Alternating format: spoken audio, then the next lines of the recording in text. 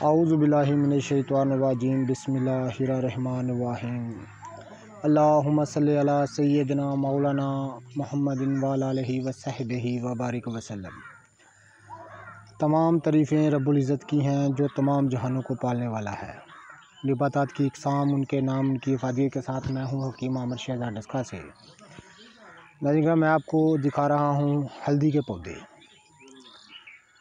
नाज़रीन कराम ये वही हर दिल अज़ीज़ बूटी है।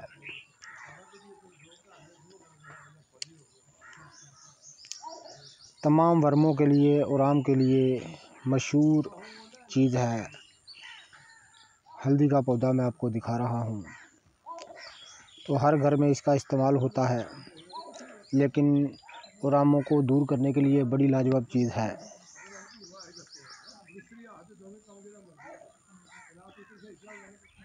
ये आपको असल हम हल्दी के पौधे दिखा रहे हैं।